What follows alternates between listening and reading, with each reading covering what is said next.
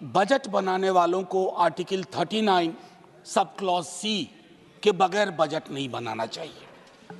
अब ये आंकड़ा हमारे देश में कमोबेश सभी के पास है कि 10% लोग 78% तकरीबन संपत्ति पर उनका अधिकार है। क्या हमारे देश में प्रियम्बल के मद्देनजर ये व्यवस्था नहीं हो सकती कि 1% सुपर रिच को टैक्स करने का प्रावधान करें ताकि हमारी बाकी नीतियां सुचारू रूप से चल पाए, हमारी प्राथमिकताओं में जो समूह है उसके लिए हम काम कर पाए। मेरी दूसरी गुजारिश आपके माध्यम से होगी कि पूरे देश में एक ललक है, एक आग्रह है जातिगत जनगणना के लिए, जिसके माध्यम से हमें ये पता चलेगा कि कौन कहाँ खड़ा है या कौन कहाँ बैठा हुआ है।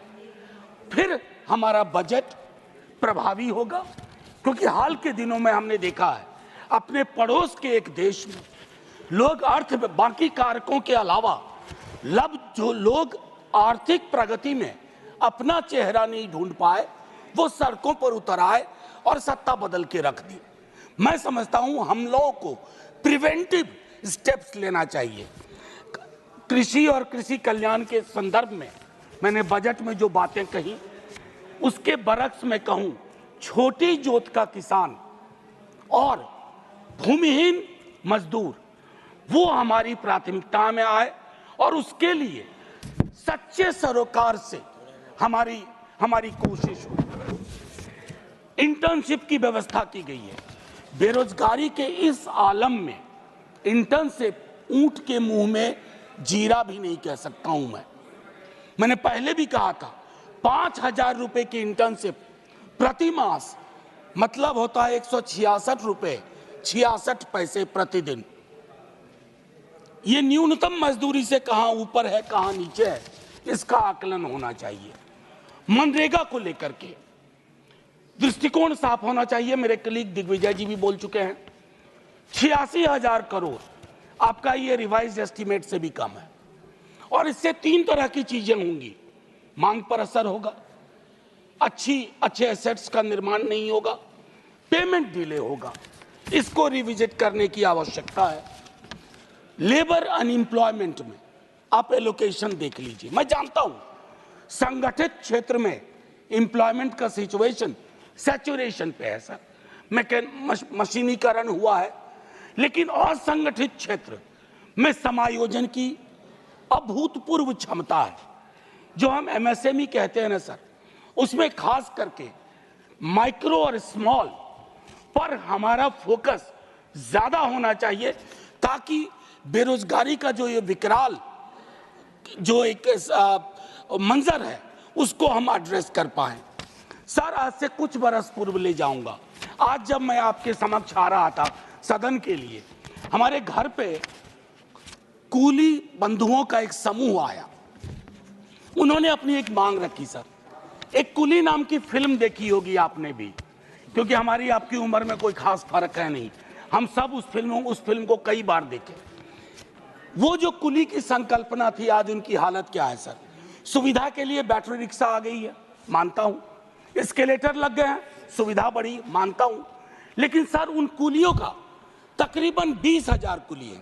लालू जी ने ग्रुप डी में उनके समायोजन की व्यवस्था की थी। मैं चाहता हूं कि रेलवे के किसी महकमे में आप इन 20,000 लोगों के समायोजन की क्योंकि ये सारी दुनिया का बोझ उठाते रहे हैं सर। मैंने कहा था 1 मिनट एप्रोप्रिएट करने की कोशिश करूंगा। बजट एलोकेशन यूजीसी का अगर हम देखें तो वह गंभीर विषय है सर। हायर एजुकेशन के लिए जो नजरिया होना चाहिए उसमें मुझे कमी दिखती है। प्राइवेटाइजेशन से शिकायत अभी नहीं कर रहा हूं, लेकिन पूरी की पूरी हायर एजुकेशन का अगर आप पिरामिड देखें वो पिरामिड फ्लॉड, उसको आपको बदलने के लिए मैं समझता हूं काफी कुछ करना होगा, including resource allocation.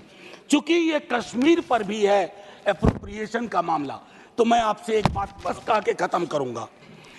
Finance ministry ने 20% कट किया है इंपोर्ट ड्यूटी में वॉलनट और एप्पल में।